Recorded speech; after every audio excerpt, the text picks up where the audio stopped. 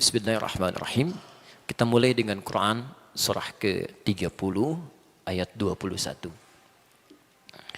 Teman-teman sekalian, bagi seseorang yang sudah menyiapkan diri untuk membangun bahtera kehidupan,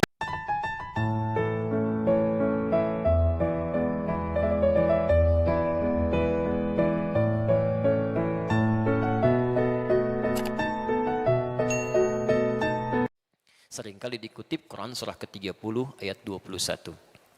Yang paling aneh begini, biasanya orang yang mengundang itu akan lebih tahu isi undangan dibandingkan yang diundang. Ya. Kami dapat undangan dari teman-teman Al-Fityah. Tentunya teman-teman Al-Fityah lebih tahu isi program undangan itu dibandingkan saya yang diundang. Ada keanehan nih. Ada orang-orang mengundang dalam proses pernikahan, menuliskan ayat Quran, mencantumkan di surat undangan, yang ngundang nggak pernah baca ayat yang dicantumkan. Sehingga ini yang menjadikan miss pertama kali ketika akad diucapkan, roh ayatnya tidak sampai pada dirinya. Seharusnya sebelum akad itu dilakukan, kalimat ini mesti tertanam dalam jiwanya dulu. Supaya visi rumah tangganya ketika akad mulai dilakukan, sudah tertanam jiwa Quran di dalamnya. Maka perhatikan bagaimana Allah mengingatkan seorang pasutri itu, pasangan suami istri, ya, yang telah menjalani akad, bagaimana bakal Quran mesti dibawa. Wa min ayatihi. Satu. Saya ulang. Wa min ayatihi. Bisa dibantu teman-teman? Ada yang bawa mushaf tidak? Ada yang bawa mushaf? Baik, izin coba dibaca terjemahannya. Ya? Ayat 21. Wa min ayatihi. Diterjemahkan apa di situ? Dan diantara tanda-tanda kebesarannya. Baik, fokus sekarang ya. Dalam bahasa Arab, tanda itu setidaknya memiliki dua istilah. Paling minimal. Satu, namanya alam. Sering diberikan kata sifat dengan ta' marbutah. Alamah. Diserap ke dalam bahasa Indonesia menjadi alamat. Kalau sudah dimaksudkan dengan kata alamat, itu artinya tanda yang mendekatkan kita pada tujuan. Di mana alamat gedung sate, dengan mengetahui alamatnya, semakin dekat Anda ke tujuan. Jelas sampai sini? Baik. Sekarang, kalimat kedua disebut dengan ayat. Jamaknya ayat. Saya ulang. Kalimat kedua disebut dengan ayat. Ya. Hamzah, wasal, a, ya, kemudian ta' marbutah. Jamaknya disebut dengan ayat. Anda baca di kamus manapun, kalau benar ya, tataran bahasanya, ayat itu tidak pernah disebutkan dalam bahasa Arab kecuali tanda yang mendekatkan seorang hamba dengan Allah Subhanahu wa taala. Saya ulang, tidak disebutkan kata ayat dalam bahasa Arab kecuali satu tanda yang mendekatkan makhluk kepada Khalik.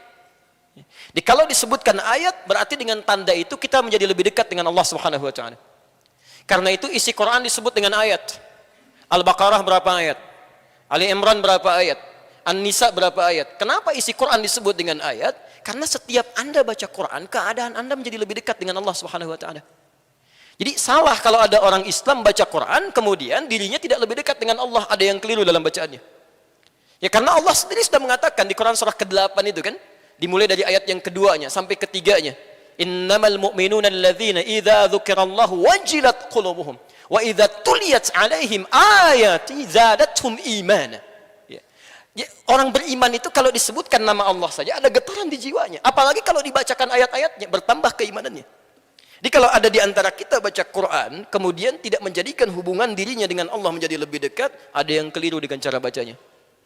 Nah, sekarang ayat rumah tangga, ketika telah terjalin ikatan akad itu, oleh Quran dibuka dengan kalimat ayat dan bentuknya dijamakkan. Wa min ayati.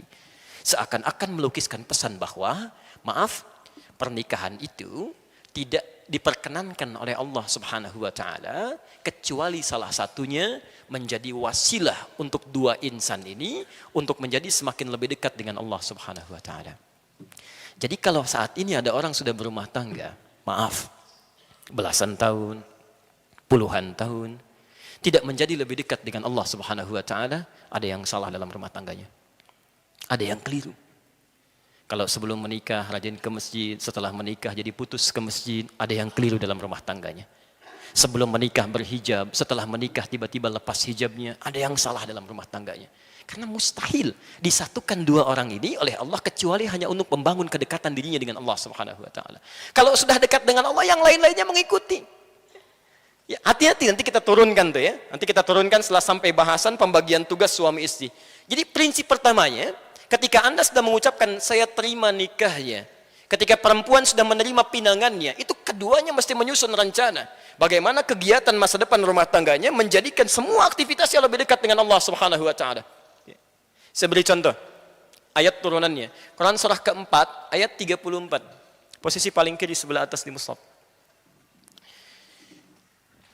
Agak pelan-pelan. Sudah? Baik, sekarang perhatikan. Setelah keduanya mengikrarkan diri, mencoba membangun kegiatan supaya lebih mendekatkan diri dengan Allah Subhanahu wa taala, fungsi seorang pria sebelum menikah dengan setelah menikah diubah statusnya oleh Allah. Saya ulang, diubah statusnya oleh Allah Subhanahu wa taala. Pelan-pelan. Sebelum menikah disebut dengan syab oleh Nabi. Jamaknya syabab. Ya ma'syarasy syabab, gitu kan? Ya ma'syarasy syabab, man istata'a minkumul ba'ata falyatazawwaj. Ya. Hei para pemuda, kalimatnya syabab yang sudah kuat secara fisik. Ya, yang nalurinya sudah tajam, punya bekal yang siap untuk pernikahannya. Tapi ketika setelah menikah, kalimatnya dirubah oleh Allah langsung, bukan menggunakan kalimat syab lagi, bukan syabab lagi, tapi menjadi rijal. Plus dengan fungsinya. Sekarang perhatikan. Ar-rijalu qawwamuna 'alan nisa. Setiap lelaki yang telah menikah, statusnya langsung dirubah oleh Allah, kalimatnya menjadi rijal, jamak dari rajul, plus kalimat pertama yang dilekatkan pada orang ini fungsi ibadah. Qawwamuna 'alan nisa. Kalimatnya qawwam. Ya. Diartikan apa di situ? Pelindung, pemimpin. Masya Allah. Dalam bahasa Arab, pelindung, pemimpin itu banyak, Pak. Bu. Ada sekitar 5 atau 4 sampai 5 kata itu. Misal, pemimpin pelindung dalam hukum tata negara itu disebut dengan rais. Ya, Rais Jumhuriyah Indonesia, Presiden Republik Indonesia, itu rais. Pemimpin pelindung dalam urusan spiritual, khusus untuk ibadah salat saja, misal, ya, atau urusan ibadah spiritual disebut dengan imam. Karena itu kalau kita mau salat ada imam. Saya belum pernah dengar ada rais salat. Selalu imam, gitu kan? Misal, pemimpin pelindung yang dekat, kemudian mengayomi, kadang bisa menjadi teman dialog yang meliputi, itu disebut dengan wali. Jamaknya disebut dengan aulia. Lagi rame sekarang, gitu kan? Nah, itu aulia. Ketiga. Tapi kalau Anda ingin menghadirkan pemimpin, pelindung, pengayom dalam konteks yang lebih terbatas, tapi mengandung nilai-nilai ibadah di dalamnya, maka kalimatnya dirubah menjadi qaim, jamaknya qawwam. Seakan-akan ingin mengatakan setiap pria yang sudah menikah itu, lihat kalimatnya, berubah menjadi qawwam, seakan-akan Allah ingin berkata, dia punya tugas melindungi, memimpin, menyayangi istrinya, dalam saat yang bersamaan semua itu mesti menjadi ibadah di hadapan Allah Subhanahu wa taala. Qawwam. Ya. Jadi ketika Anda mengatakan siap menerima, ya, siap, ya Allah saya terima nikahnya, seketika fungsi kalimat ini berlaku bagi kita para pria. Ibu tenang Bu ya, kita bagi yang suami-suami dulu ya, para pria dulu. Langsung berlaku kalimat qawwam di sini, dan pemimpin pertama bukan pemimpin dalam urusan rumah tangganya, pemimpin dalam urusan ibadahnya. Status antum yang tadinya biasa jadi makmum, seketika berubah jadi imam. Silahkan cek. Antum biasanya ke masjid jadi makmum misal. Sekarang saking inginnya Allah meningkatkan statusnya dari sholat biasa menjadi tingkat lebih tinggi, Masya Allah. Tidak ada urusan lagi sekarang dan tidak ada alasan untuk meninggalkan sholat berjamaah. Anda tidak bisa bermakmum berjamaah ke masjid, pulang ke rumah biasa sendirian, sekarang dihadirkan makmum selama hidupnya. Banyak mana pahalanya, sholat sendirian atau berjamaah? Bukankah dengan berumah tangga, status pahalanya ditingkatkan, menjadi lebih banyak di hadapan Allah Subhanahu wa taala? Status antum yang laki-laki jadi imam atau makmum? Keterlaluan kalau jadi makmum juga. Imamnya perempuan. Tidak, pasti imam. Pasti imam. Ya. Makanya lihat, orang-orang yang telah menikah, hubungan dengan Allahnya pasti menjadi lebih meningkat. Nggak akan turun. Ya. Jadi mustahil ada seorang pria lisannya ringan mengucapkan saya terima nikahnya, tapi begitu misalnya, maaf, setelah kalimat itu diucapkan, dia tidak siap menjadi imam dalam urusan spiritualnya. Makanya hal yang disiapkan pertama kali bagi seorang yang ingin berakad itu punya kesiapan membimbing urusan spiritualnya. Di antaranya paling mudah jadi imam sholat. Turunan kata qawam itu qaim. Turunannya lagi dari kata aqama, yuqimu. Semua kalimat sholat di Quran umumnya dalam bentuk ibadah diawali dengan kata iqamah. Kalimat sholat pertama Al-Baqarah ayat 3. Alladzina yuqimun, alladzina yu'minuna bil ghaib wa yuqimunas shalah. Al-Baqarah 43, wa aqimus shalah. Al-Ankabut ayat 45, wa aqimis shalah. Selalu aqim, iqamah. Dan imam rumah tangga dimulai dengan kata qawam, turunan dari situ. Jadi seharusnya kalau sudah berumah tangga, Anda bisa menjadi imam, sholatnya lebih baik lagi. Disalah kalau kemudian ada orang berumah tangga, untuk urusan sholat saja dia nggak bisa pimpin. Bagaimana bisa memimpin masalah yang lebih besar lagi? Ini pernah nyata ya. Kejadian saat kami awal ke Indonesia, diundang ke Ciamis, pulang mampir ke Garut. Ada pertanyaan, Ustadz, ada kasus ini nyata, saya tidak ngarang ya. Ini nyata Ustadz, ada seorang sudah menikah, kemudian ibu mertua minta diimami dari ba'da maghrib itu. Begitu ngimami menantunya, ya plus dengan istri dan ibu mertuanya, dia bacakan rakaat pertama Qul huwallahu ahad, Al-Ikhlas. Baik. Rakaat kedua Qul huwallah juga. Baik. Maghrib selesai datang Isya, imami lagi. Ternyata Qul huwallah juga. Baik. Oleh ibunya dikatakan, nak, subuh nanti tolong imami lagi ya. Nggak apa-apa kalau rakaat pertama Qul huwallah, tapi yang kedua cari yang lainnya. Fikir ibunya ada waktu semalam untuk cari referensi surat yang lainnya. Begitu subuh ini nyata. Mengimami rakaat pertama Qul huwallah. Rakaat kedua setelah waladhdallin agak lama begini gitu kan. Tiba-tiba ditunggu-tunggu oleh ibu mertua, nengok ke belakang. Ma, boleh nggak Qul huwallah lagi gitu. Masya Allah. Kami ditanya, Ustadz apa hukumnya sholatnya? Saya bilang kalau hukum sholatnya jelas batal. Tapi pertanyaannya bagaimana seorang manusia seperti ini, orang yang mengaku beriman, kan, kemudian mau menjadi seorang kepala rumah tangga, memimpin masalah sholatnya, bisa menyebutkan hal yang sama. Apa yang dia lakukan dalam selama umur hidupnya? Ya, sampai belum sempat membaca ayat Quran yang lainnya. Baik, jelas sampai sini ya? Ini urusan yang pertama, karena itu teman-teman, pesan Quran yang pertama, begitu kalimat rumah tangga sudah dibangun, bangun kedekatan dengan Allah Subhanahu wa taala, pertama kali khususnya urusan salat. Ini bagian pertama. Silakan Anda cek hadis-hadis Nabi sallallahu alaihi wasallam. Ya, saya beri referensi Al-Bukhari misalnya. Dari nomor hadis 2008 sampai nomor hadis 2010, sampai 2012 ya, posisi paling kanan sebelah bawah. Anda tidak akan temukan Nabi sallallahu alaihi wasallam bahkan dalam salat malam dia kecuali senantiasa mengingatkan keluarganya. Silakan cek. Ya, bahkan bukan cuma istrinya, ya, menantunya Ali bin Abi Thalib diingatkan oleh beliau, Fatimah putrinya diingatkan oleh beliau. Jadi urusan sholat itu, ya, membangun hubungan dengan Allah itu yang nomor satu, itu yang dibangun pertama kali. Ya. Kalau Anda, maaf ya, Anda mengharapkan rizki, mengharapkan ketenangan, kelancaran dalam urusan kehidupan rumah tangga, bukankah yang punya semua itu Allah? Kalau sadar yang punya Allah, kenapa Anda tidak bangun hubungan yang terbaik dulu pertama kali? Itu yang akan menghadirkan kebaikan-kebaikan dalam kehidupan kita. Ya. Karena itu, saya agak cepat sedikit ya, karena waktu kita sangat terbatas, tinggal 15 menit lagi. Orang-orang yang membangun hubungan baik dengan Allah di awal mula pernikahannya, maka saat dia menjalankan fungsi turunannya dalam kehidupan dunia, itu semuanya yang berlaku hukum Allah, bukan hukum manusia lagi. Saya beri contoh. Apa tugas pertama kali seorang suami setelah dia menikah? Halo? Boleh angkat tangan yang sudah menikah, boleh angkat tangan? Jangan-jangan belasan tahun tidak tahu tugasnya ini, halo? Mencari nafkah, Masya Allah. Taib. Teman-teman, sekarang lihat fokus ya. Saya turunkan ayatnya, Anda boleh catat. Sekarang kita berlakukan hukum Allahnya. Quran surah keempat, ayat 34. Quran surah kedua, ayat 168. Quran surah kedua, ayat 172. Quran surah ke-7 ayat 96. Quran surah ke-51 ayat 22. Ayat 22. Terakhir Quran surah kedua ayat 29. Ayat 29. Baik. Sekarang perhatikan. Pelan-pelan.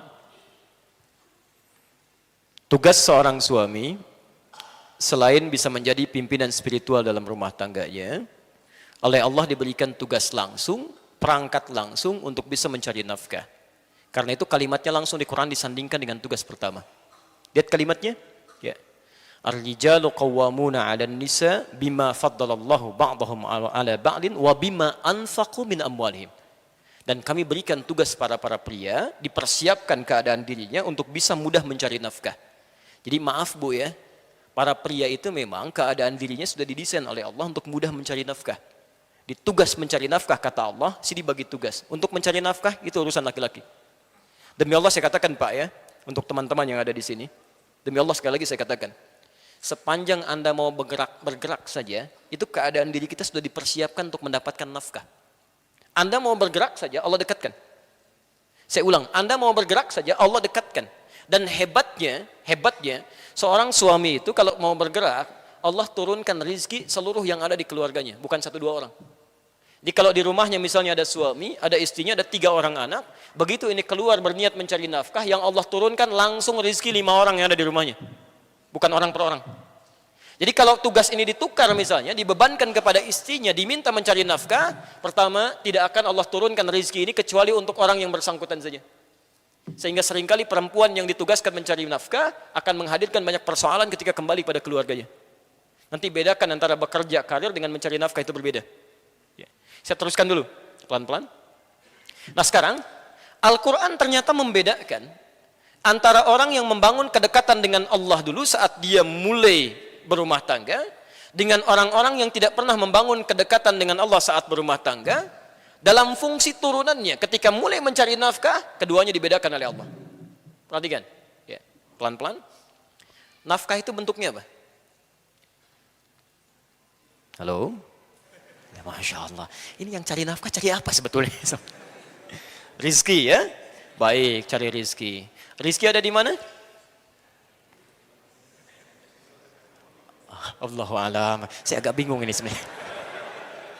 Baik, kita jawab pakai Quran ya. Kita jawab pakai Quran. Baik. Quran surah ke-51 ayat ke-22. Wa fis samai rizqukum wa ma tu'adun. Di langit rezeki kalian kata Allah telah ditetapkan dan dijanjikan pasti diberikan. Saya ulang, tolong pahami teori ini ya supaya tidak bingung nanti mencari rezeki. Ya. Anda walaupun namanya rezeki, nggak tahu teori ini tetap susah juga. Ya. Lihat kalimatnya. Kata Allah, wa fis samai, dan di langit itu rizqukum, setiap Anda telah ditetapkan rizkinya. Wa ma tu'adun, dan dijanjikan pasti diberikan. Jadi demi Allah saya katakan, tidak ada manusia yang hidup tidak diberikan rizki oleh Allah. Pasti ada rizkinya. Saya ulang, pasti ada rizkinya. Ya. Turunkan. Bagaimana cara kita mendapatkan apa yang dijanjikan itu? Sekarang rizkinya ada di mana? Di langit. Kita hidup di mana? Di bumi. Ya Allah, rizkinya di langit, sedangkan kami di bumi. Bagaimana cara mendapatkannya? Diturunkan kemudian Quran surah kedua Al-Baqarah ayat ke-29. Posisi paling kanan sebelah bawah. Lihat kalimatnya. Huwallazi khalaqalakum ma fil ardi jami'ah. Ya. Rizkinya di langit, kita tinggalnya di bumi. Kata Allah, kami ciptakan, kami jadikan semua yang ada di bumi ini, kami turunkan dari langit ke bumi. Ya, semua yang ada di bumi ini kalian bisa manfaatkan. Masya Allah, Anda ingin cari makanan, ambil dari bumi silakan. Ingin bikin sesuatu, ambil emasnya, ambil tambangnya, olah, manfaatkan dalam kehidupan kita. Rizkinya ada di langit, diturunkan ke bumi, bisa kemudian kita nikmati. Baik, sekarang perhatikan, saya ulang lagi. Rizki di mana? Di langit. Kita tinggal di mana sekarang? Berada di mana? Bukan, kita di Bandung, di Masjid Gedung Sate. Baik. Lihat. Ini langit kan luas, bumi kan luas. Kita adanya di sini. Mungkin barangkali Anda orang Bandung, tapi rizki Anda diturunkan oleh Allah di Jakarta. Gak mungkin cuma Anda tunggu-tunggu di Bandung. Pasti diberikan. Tapi gak pernah Anda jemput. Mustahil bisa Anda dapat. Saya 2006 ada di Kairo di Mesir. 26 Juni kami berangkat. Di Kairo itu pernah ada 2 mahasiswa mendebatkan tentang ayat ini. Yang satu mengatakan, semua rizki kita pasti diberikan. Allah sudah janji. Yang satu mengatakan tidak, mesti ada ikhtiar untuk mendapatkannya. Memang dijanjikan, tapi kita harus ambil. Kata yang satu, hukumnya nggak begitu, pasti diberikan. Maka yang pertama ingin membuktikan, saya buktikan. Saya akan masuk ke mihrab di dalam masjid. Di situ disebutnya zawiyah, tempat pojokan untuk meningkatkan ibadah. Dia masuk ke dalam salah satu, meja seperti ini, kolong meja, bersembunyi di situ Pak Bu. Di masjid itu kadar Allah suka ada muhsinin, donatur memberikan makanan untuk yang itikaf. Hari pertama diberikan karena dia mengunci di dalam meja, dia nggak dapat, yang lain dapat. Hari kedua diberikan, dia nggak dapat, yang lain dapat. Hari ketiga agak sedikit yang itikaf diberikan, dia nggak dapat, yang lain dapat. Kata muhsin ini dia berkata, hal min akhir, ada yang lain nggak? Kata petugasnya, petugas masjid, la mafish, tidak ada. Tapi bantakil jami akhir, saya pindah ke masjid yang lainnya. Karena yang sembunyi ini sudah 3 hari mulai lapar. Agak kesulitan mulai dia kasih kode. Gitu ya. Yeah. Wah, di ruangan yang lain. Pengurus masjid kaget dengan suara. Begitu dengar dikejar ke situ, dilihat ternyata ada orang sudah kelaparan luar biasa, minta bantuan makanan. Seketika diambillah 2 box dari makanan itu diberikan kepada orang tadi. Saat diberikan itulah teman yang tadi janjian langsung nyusul, dia katakan, kan saya bilang dari awal, rezeki itu mesti ada ikhtiar, dicari walaupun dengan katanya. Ya. Kalau cuma Anda tunggu saja nggak akan dapat gitu. Ya. Makanya teorinya ketika rezeki Anda tinggal di Bandung, tapi rezeki Anda di Jakarta. Maka turunlah kemudian Quran surah kedua Al-Baqarah ayat 168. Posisi paling kanan sebelah bawah. Lihat, ini berlaku umum pertama ya. Ya ayyuhan nas. Hei manusia. Kalau manusia itu orang Islam saja atau umum? Umum. Teman-teman, jadi hukum ini berlaku tidak hanya bagi orang Islam tapi semua manusia. Ya ayyuhan nas. Kulu mimma fil ardi halalan tayyibah. Silahkan Anda bekerja, beraktivitas, ya, cari untuk mendapatkan kebutuhan Anda, ya, setidaknya bagian makan. Ini kalau dalam bahasa Indonesia disebut sinekdok pas prototo. Disebutkan sebagiannya, dimaksudkan keseluruhan umumnya. Ya, kan kalau Anda ditanya, mau kemana Pak? Mau mencari sesuap nasi. Padahal nggak sesuap kan? Udah cari yang lainnya juga ya. Ini bahasa Arabnya kulu, silakan cari makan. Yang dicari mungkin untuk pakaian juga, untuk rumah juga. Tapi bahasanya kulu, cari. Ya. Jadi rezeki itu tidak cukup didiamkan saja. Allah janjikan untuk diberikan, tapi perjanjian ini berkolaborasi dan equal, ya, bersamaan, bersanding dengan apa? Dengan ikhtiar. Jadi kalau rezeki ingin diberikan oleh Allah, Anda mesti bergerak. Bergerak aja, rezeki diberikan. Tahu cicak? Jangan katakan wallahu alam, cicak. Masya Allah. Cicak, tahu cicak? Baik, bagaimana aktivitasnya? Merayap, di mana? Dinding. Apa makanannya? Nyamuk bagaimana?